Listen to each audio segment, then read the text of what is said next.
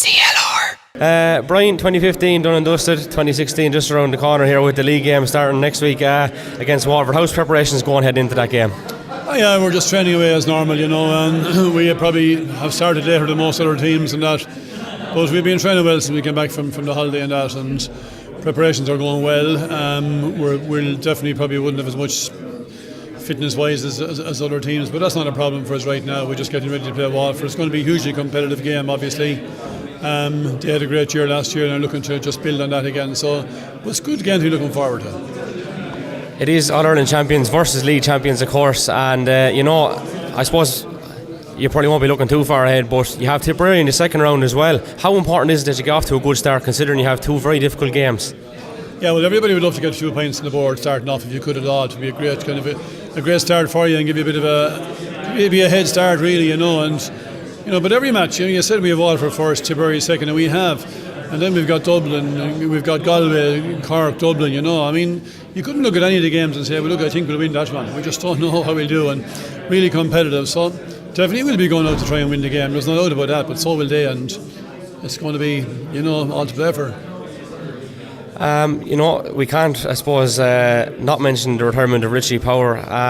He's obviously going to be a loss going into 2016. Just sum up how big of a loss he will be. No doubt about that, to be a loss. Richie Power has had a great career, first of all. That's the first thing I have to say about him. Magnificent hurler, just magnificent hurler. He had it all, really. Phenomenal skill levels. He was brave. He was very athletic, great speed, brilliant ball winner, brilliant scorer, and very unselfish player. At times even too unselfish, I would have felt.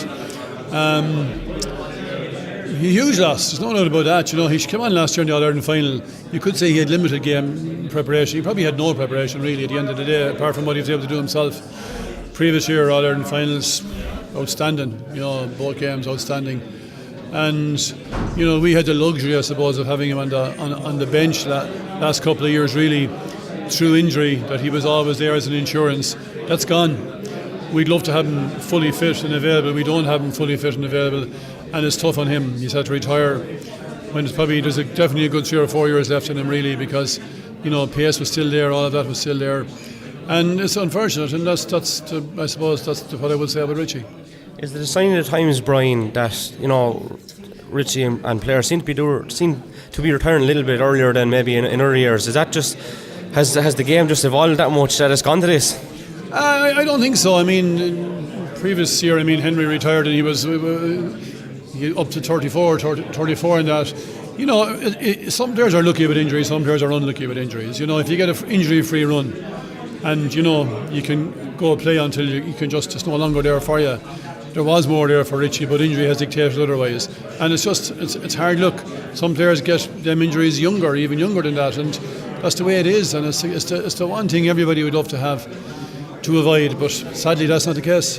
I suppose the big thing is, Brian, when the likes of Richie does go, and you mentioned Henry Shefflin and lads like that, I suppose it's very important that the group pulls that bit tighter. In other years they have done it, and I suppose it'll be no different for 2016.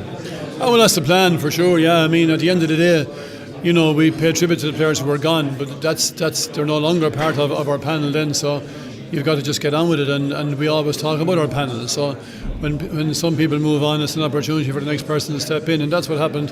Like Ger Elwood came in last year, a magnificent year. Joey Holding came in a couple of years ago. And that's the way the thing continues to regenerate itself, and that's what we have. That's the challenge facing us again this year. Is there many new members to the panel, Brian, for 2016? The panel is very flexible at the moment. We have a training panel in there, and we won't be deciding on a league panel or a match day panel yet. So we'll just work away with some lads in training, and then things will evolve as we go along. Finally, Brian, Shane Prendergast named as captain for 2016. A huge honour for Shane and for Clara and everyone, I suppose, involved with hurling out there in that direction. Yeah, for sure. The reality of it is that the procedure for nominating captain in Kilkenny is the county champions have that honour, which is a terrific thing to have. And Shane, Leicester has captained the team before, obviously. So Shane, who came in last year, the All-Ireland semi-final and final, and did a great job for us.